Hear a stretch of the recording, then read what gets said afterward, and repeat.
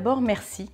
Merci à Aide Universal de m'inviter aujourd'hui à prendre la parole sur le sujet de l'avenir de l'événementiel, un sujet qui me passionne et vous pouvez imaginer sur lequel on me questionne beaucoup en ce moment. Et ce n'est pas parce que je dirige le MBA spécialisé de l'EFAP en événementiel que je peux vous parler de ce sujet. Je peux vous parler de ce sujet parce que je suis sûre de moi.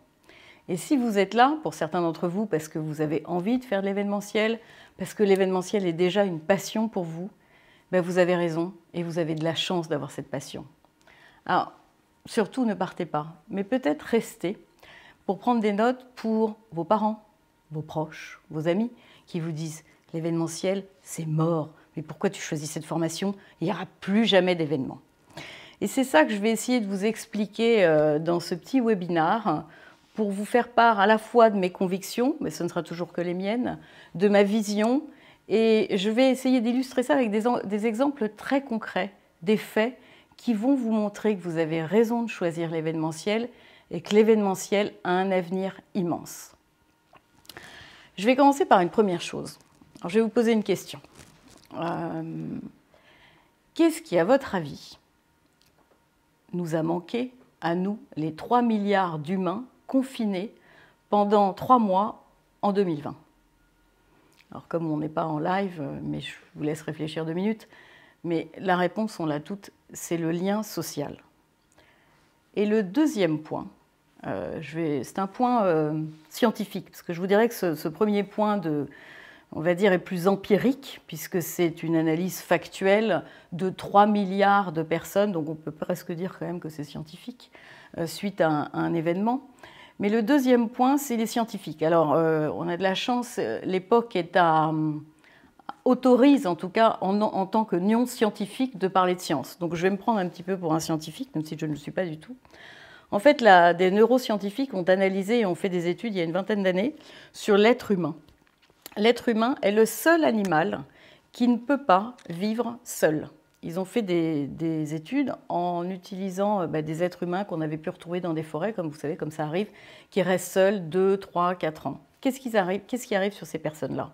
Ce ne sont pas des personnes qui ont seulement des problèmes psychiques, c'est des personnes qui ont des problèmes physiques, des problèmes moteurs. En fait, on est le seul animal sur Terre, et c'est prouvé scientifiquement, à ne pas pouvoir rester seul et avoir besoin de se rassembler et d'être ensemble. Donc, à savoir, est-ce que l'événementiel qui rassemble des personnes va s'arrêter? La réponse est non, sinon on va tous mourir. Comme ce n'est pas le sujet de l'avenir de l'humanité, je vous promets, il n'y a pas de problème là-dessus. Le deuxième point, et on va revenir maintenant à l'essence même du sujet, l'événementiel. Alors d'abord, je voudrais vous dire quelque chose. Il n'y a pas d'un côté l'événementiel physique et de l'autre côté l'événementiel digital. Non, il y a l'événementiel. Et ce que je voudrais vous expliquer aujourd'hui, c'est que jamais dans une industrie, un format ou une technologie n'a remplacé cette industrie ou n'a tué cette industrie. Et là, j'ai plein de petits exemples très variés, mais qui vont vous permettre de comprendre. Le premier, il est assez simple, vous allez tous comprendre. Finalement, le cinéma, est-ce que ça n'est pas le théâtre digital? Bah oui, finalement. Est-ce que le cinéma a tué le théâtre? La réponse est non. Et si je me mets au XXe siècle et je me remets au début du XXe siècle et je vois le début d'Hollywood avec le cinéma muet, que je me projette à la fin de ce XXe siècle avec Game of Thrones, vous voyez ce qui s'est passé? Le potentiel, la créativité, les possibilités infinies. Alors la bonne nouvelle, c'est qu'on est au XXIe siècle, qu'on est au début de l'événement nouveau et que vous êtes, vous, au début, vous êtes au cinéma muet de l'événement. Donc je vais dire quelque chose qui n'est pas politiquement correct aujourd'hui, mais qui est ma conviction, c'est que vous avez de la chance d'avoir 20 ans. Parce que dans l'événementiel, il va se passer dans ce siècle ce qui s'est passé dans le cinéma. Et vous allez voir, et on ne peut pas imaginer encore ce qui va se passer, mais déjà, on voit arriver les prémices de ce qui va arriver. Donc ça, c'est la première, on va dire, le premier exemple qui permet, en tout cas qui me permet de vous prouver et de vous, en tout cas, vous montrer ma conviction sur le fait que l'événementiel, il y a un grand avenir. Le deuxième sujet, alors il est un peu historique, mais quand même, c'est un autre exemple, je trouve qu'il est assez fort. En 1940, quand De Gaulle, qui malheureusement était coincé en Angleterre, a décidé de prendre la parole à la radio au lieu de rassembler et de faire un rassemblement pour appeler à la résistance, il a utilisé un média distanciel. Est-ce que, selon vous, cette expérience, cet événement qu'il a créé le 18 mai, non, pardon, le 18 juin, pardon, je ne dirige pas un MBA d'histoire, tant mieux. Est-ce que cet événement qu'il a créé le 18 juin, il n'a pas eu d'effet? Est-ce que ça n'a pas marché? On connaît la réponse, si, bien sûr que ça a marché. Et pour rajouter d'autres exemples, De Gaulle l'avait bien compris, dans le monde politique. Ça a été un des premiers hommes politiques qui, en plus des rassemblements, a choisi d'utiliser la télévision. Est-ce que ça a été un problème? Est-ce que ça a annulé les événements politiques? Non, pas du tout. Et Obama, quand il a fait des événements sur les réseaux sociaux pendant sa campagne, est-ce que ça a annulé ces événements politiques? Non, on n'appelait pas ça des rassemblements digitaux. Eh bien, il y avait les événements sur les réseaux sociaux et il y avait les événements en réalité. Donc, si vous voulez, on voit bien qu'aucune technologie n'a tué une industrie. Et maintenant que je vous ai donné deux exemples, je vais surtout vous parler de chiffres. Alors, c'est vrai qu'en 2020, quand tout s'est arrêté en mars, il n'était pas possible de se réunir physiquement. Donc, finalement, l'industrie de l'événementiel s'est arrêtée. Et dans ce moment, un tiers des acteurs de l'industrie ont décidé de repenser les choses différemment et ont travaillé sur les premiers événements digitaux. Ce dont ils se sont aperçus, c'est que ces événements qu'ils ont créés ont généré une audience 10 fois supérieure à ce qu'ils faisaient d'habitude. Donc, ça n'a pas tué ce qu'ils faisaient d'habitude, ça l'a enrichi. Encore un autre exemple, parce que c'est important de donner des exemples, parce qu'il y a comme ça que vous comprendrez. Quand Steve Jobs a lancé iTunes, il a lancé iTunes en disant « Maintenant, vous allez pouvoir vous promener avec 10 000 morceaux dans votre poche. » Quand vous écoutez de la musique dans la rue, vous dites bien « J'écoute de la musique ». Vous dites pas « J'écoute de la musique digitale ». Donc le sujet, c'est la musique, c'est pas digital ou en concert. Et d'ailleurs, ça c'est très intéressant, c'est qu'avant l'arrivée d'iTunes, en fait, les rassemblements musicaux, les concerts périclitaient. Les artistes ne gagnaient plus d'argent en faisant des concerts. Les artistes gagnaient de l'argent en vendant des CD. Avec l'arrivée de la musique digitale, les concerts ont beaucoup repris et aujourd'hui, un artiste gagne sa vie, la majeure partie, en faisant des concerts. C'est-à-dire que le digital, dans le cadre de la musique, a renforcé le côté événementiel. Ce digital, en effet, il rajoute de la créativité. Il ajoute une autre manière de consommer. Je prends encore un autre exemple. Netflix.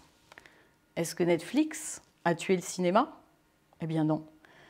En 2019, les chiffres du cinéma ont atteint des records qu'on n'avait pas vus depuis plus de 50 ans. Donc ça veut dire quoi? Ça veut dire que le cinéma monte en flèche pendant que Netflix invente une autre manière de consommer le cinéma.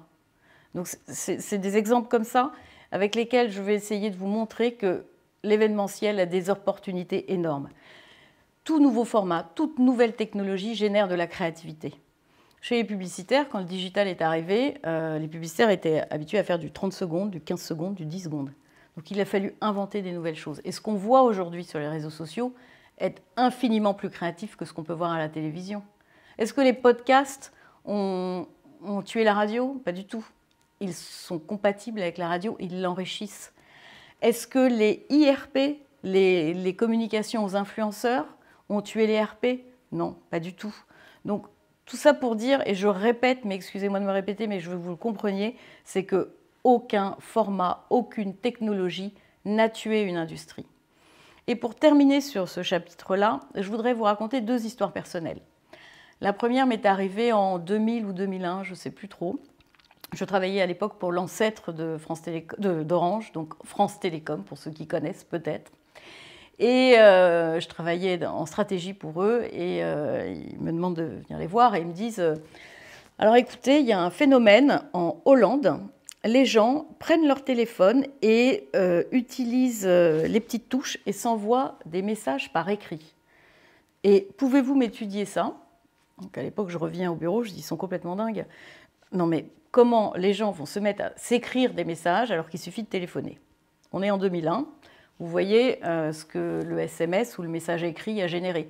Il a généré une autre manière de communiquer, une manière plus riche, parce qu'évidemment, on ne s'écrit pas par SMS ou WhatsApp la même chose qu'on se dit au téléphone. Le deuxième exemple, où là j'ai été avec un peu plus de bouteilles, donc cette fois-ci j'étais moins étonnée quand même. En 2003, début 2003, même client, on me demande de travailler sur un nouveau phénomène. En Angleterre, les gens utilisent leur portable pour prendre des photos et s'envoyer leurs photos entre eux. Donc autant vous dire qu'à l'époque, je me dis, ces gens sont quand même psychopathes parce que, en termes de psychologie, qui peut pouvoir se prendre en photo et envoyer la photo aux autres? Donc vous voyez où je veux en venir, il n'y a pas 800 millions de psychopathes sur Terre, et vous qui me regardez aujourd'hui, heureusement, bien heureusement, vous n'êtes pas psychopathe. Ce qui veut dire quoi? C'est que cette image, cette nouvelle technologie, elle a généré un nouveau comportement plus créatif, on peut partager plus d'expériences, il est plus riche, on peut, et d'ailleurs en termes de créativité, on peut modifier les images, et vous êtes une génération qui est identifiée comme la génération la plus créative qu'on ait jamais eue dans l'histoire de l'humanité, parce que vous jouez avec les images, vous jouez avec les vidéos, vous êtes capable de capturer des choses qu'on ne voit pas forcément avec l'œil. Donc oui, eh bien, cette nouvelle technologie, elle n'a pas tué le téléphone, elle l'a enrichi. Donc, et pour revenir à l'événementiel, rappelez-vous, nous sommes un animal qui a besoin de lien social. Donc non, l'événementiel n'est pas mort. Est-ce que l'événementiel a un avenir? La réponse est oui. Alors l'événementiel, c'est trois choses. C'est 1, la capacité à raconter des histoires. 2, la capacité à générer des expériences. Et 3, la capacité à créer des émotions. Pour revenir à l'histoire de l'événementiel, et c'est bien de vous mettre les choses en perspective, donc il y a 20 ans, quand l'événementiel s'est créé, il est vrai que l'événementiel, dans l'écosystème de la communication, était un peu la cerise sur le gâteau. C'est-à-dire que seules les marques qui avaient des queues de budget faisaient des événements, ou les marques qui étaient très riches, qui faisaient des événements pour leurs commerciaux ou pour leurs clients. C'était quelque chose assez petit dans l'univers de la communication. Et à l'époque, l'essence de la stratégie d'une marque était exprimée par la publicité. C'est-à-dire que la publicité, c'était le média seigneur qui permettait à une marque de se raconter, de montrer ses valeurs, de montrer sa supériorité. Aujourd'hui, les temps ont changé. L'événement est stratégique. Une marque qui n'est pas capable de s'événementialiser, elle est morte. Et je vais vous raconter pourquoi. Je vais vous donner des exemples, ça va être plus simple. Je vais prendre par exemple l'exemple d'Etam. Etam, c'est une marque de lingerie accessible. L'accessibilité, c'est une valeur forte de son écosystème de valeurs. Eh bien, Etam, depuis plusieurs années, fait des défilés très VIP, le monde entier est invité, c'est formidable. Il y a 5 ans, Etam a décidé de diffuser ces événements sur les réseaux sociaux et de faire un live accessible à tout le monde. Donc, qu'est-ce qu'il a fait? Au lieu d'informer sur les réseaux sociaux tous ses clients, et tous les autres d'ailleurs, de ce qu'il faisait, il en a fait une campagne de publicité qu'il fait à chaque fois qu'il fait un défilé. Le sujet de cette campagne de publicité, c'est pas dire « venez à mon défilé », c'est quelque part de promouvoir l'événement qui lui confère cette valeur d'accessibilité. Donc aujourd'hui, jamais on aurait vu ça il y a 20 ans, c'est la publicité, le sujet de la publicité, c'est l'événementiel. Alors, pourquoi les marques aujourd'hui sont obligées d'être événementielles? Vous me direz, c'est votre conviction et pas une autre. Mais je vais vous expliquer pourquoi. C'est à cause du digital ou grâce aux nouvelles technologies. En fait, il est vrai que depuis l'arrivée de Google, depuis 20 ans, on a un petit sujet de changement de rapport au temps. Donc le rapport au temps des nouvelles technologies nous met dans un temps court et dans un temps différent chaque jour. D'accord? Donc tous les jours doivent être une surprise. Et alors dites-moi, quelle est l'industrie qui est dans un temps court et différent? Quelle est l'industrie? C'est l'industrie de l'événement. Alors là, je vais me tourner vers mon papier parce que j'ai besoin de vous lire la définition d'un événement. L'événement, c'est quelque chose de très spécial, un quelque chose qui n'a pas la persistance qu'ont ordinairement les choses. Donc, dans un temps court et dans un temps hors de l'ordinaire. Et l'industrie qui peut donc s'adresser, ou en tout cas gérer les problématiques de rapport au temps qu'ont engendré les technologies pour les marques, c'est l'événementiel. Aujourd'hui, une marque qui n'est pas événementialisée, elle ne dure pas. Et d'ailleurs, vous voyez même pour certaines marques, c'est au cœur de leur stratégie. Ce n'est plus le sujet de la communication seulement, c'est au cœur de la stratégie produit. Coca lance une bouteille personnalisable pour vous créer un événement. C'est votre bouteille, vous qui vous appelez Sophie, Laurent, Olivier. Et Evian fait la même chose. Quand Nike lance des produits sur mesure, c'est qu'il lance des produits événementiels. Je ne vais pas tous les citer. L'ultime étant Suprême, qui lui organise des fêtes sur des parkings pour vendre des t-shirts à 1000 balles que tout le monde s'empresse d'avoir. Donc on est dans un temps court, hors de l'ordinaire. C'est de l'événementiel. Donc si vous prenez l'événementiel comme une vraie stratégie et comme un sujet de stratégie de marque, vous comprenez qu'il n'y a que l'événementiel qui peut soutenir les marques aujourd'hui. Je donne d'autres exemples. Le concours, c'est de l'événementiel. Donc, il y a 20 ans, il n'y avait pas de concours. Il y avait quelques concours dans la presse. Aujourd'hui, toutes les marques font des concours tout le temps en disant « à cette date, il va se passer, rejoignez-moi ». C'est un événement, un temps court, hors de l'ordinaire. Des food trucks. Les marques alimentaires font des food trucks. Ça n'existait pas il y a 10 ans. Il y a des marques alimentaires qui ont décidé de mettre tout leur budget en communication en food truck tout au long de l'année pour animer la marque. Le pop-up store. Je vais développer plus loin le pop-up store. Et regardons les pure players du digital, des marques qui font des centaines de millions d'euros en digital. Qu'est-ce qu'elles font? Elles ouvrent des pop-up stores, elles vont dans la vraie vie. Amazon, il a ouvert des magasins. Pourquoi il ouvre des magasins alors qu'il fait des centaines de millions sur Internet?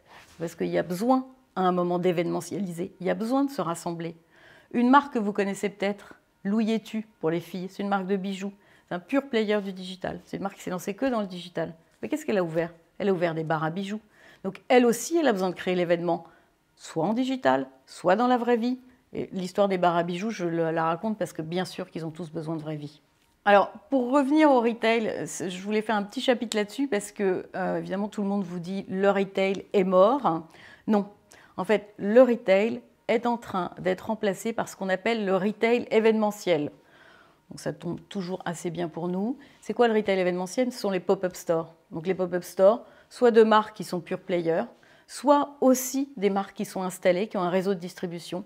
Hermès fait des pop-up stores, Habitat fait des pop-up stores, Kiabi fait des pop-up stores. Et les chiffres le démontrent aujourd'hui, c'est que quand une marque fait un pop-up store, qu'est-ce qu'elle fait? Un événement, c'est du temps court et c'est hors de l'ordinaire. Excusez-moi de me répéter, mais c'est important pour que vous compreniez. Et quand une marque fait un pop-up store, eh bien, on voit des centaines de mille de visiteurs en e-commerce. Donc, elle augmente ses chiffres en e-commerce et elle augmente aussi ses chiffres dans son retail traditionnel. Sur le retail, deuxième point, pour celles qui ne font pas de pop-up store, elles ont des réseaux classiques à animer. Évidemment, si H&M reste toujours des magasins avec des étagères blanches où il y a des pulls blancs et des pulls noirs, autant que vous restiez chez vous et les commander sur Internet, ce sera plus facile. Et c'est bien l'enjeu du retail dans sa majorité, et 100% du retail est en train de réfléchir, qu'est-ce que je fais de ces points de vente, comment je les anime, comment j'en fais des endroits où il y a des événements pour que les gens viennent. Aujourd'hui, H&M est en train de réfléchir a déjà mis en place 4 concept stores à Madrid, Uppsala, Londres, je crois, où il y a en permanence des animations, des concerts, des goûters et toute autre histoire qui font que les personnes vont venir. Et le sujet, c'est comment événementialiser leur point de vente. Vuitton a ouvert la semaine dernière un café. Voilà, après, c'est un événement comme un autre, mais c'est une manière de créer des différences qui se passent tous les jours dans le retail. Donc aujourd'hui, pour revenir à l'event, ça explose partout. En agence, je vois bien que c'est un métier qui booste. On trouve des services événementiels chez les clients, ça n'existait pas avant. On trouve des services événementiels dans les hôtels, dans des lieux. Il y a des lieux qui se créent juste pour faire des événements. On trouve des services événementiels dans les institutions. Enfin, ils ont créé les journées du patrimoine. Mais pourquoi? Parce que plus personne n'allait visiter ces endroits. Et en créant, je rappelle, un temps court hors de l'ordinaire, donc un événement, les journées du patrimoine, vous avez vu ce que ça fait des centaines de mille de gens qui font la queue. Donc l'événementiel, c'est ce qui réveille et c'est ce dont les gens ont besoin aujourd'hui. Je dirais même un dernier exemple qui est peut-être anecdotique pour ceux qui me regardent, mais le wedding planning. Donc autant vous dire que je ne fais pas ce métier pour faire des cours de wedding planner. Sauf que je vois un marché en explosion et le wedding planning, c'est organiser des mariages, des anniversaires, des communions, toutes autres sortes d'événements. Eh bien, j'ai à l'EFAP rajouté un module de Wedding Planner qui est plébiscité par tous, même ceux qui ne veulent pas faire ce métier, pour comprendre que même dans le marché grand public, le sujet de l'événementiel est au cœur des préoccupations. Donc j'espère qu'avec ces quelques exemples, vous avez pu un peu comprendre mes premières convictions. Et je vais conclure maintenant. Ce qui va se passer dans le futur, puisque c'est ça que vous me posez comme question, et c'est ça qu'on me pose comme question tous les jours. Est-ce que l'événementiel est mort? Je vous ai répondu non. Ce qui va se passer dans le futur, alors j'ai deux réponses. La première, elle va moins vous plaire, c'est je ne sais pas. Parce que sinon, je ferai un autre métier. Voilà, c'est des consultations assez cher payées de l'heure, mais ça, je ne peux pas vous dire. En revanche, la deuxième, c'est que je sais que les possibilités de l'événementiel vont être énormes dans le futur. Souvenez-vous, du cinéma muet à Game of Thrones, et on en est au cinéma muet.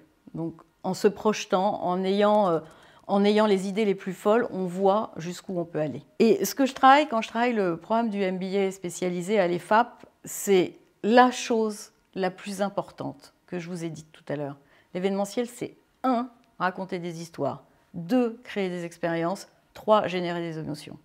Donc, pour que ça marche dans le futur, pour que vous soyez les meilleurs sur le marché, il faut que vous sachiez raconter une histoire.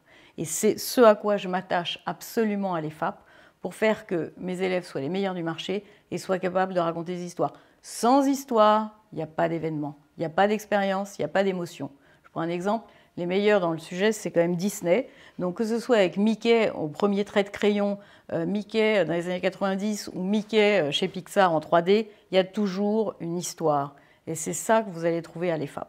Et enfin, pour terminer, je vous dirais que pour faire de l'événementiel, vous avez besoin de 4 choses. 4 choses que je peux vous apprendre, mais si vous les avez déjà, c'est super. C'est 1, la curiosité.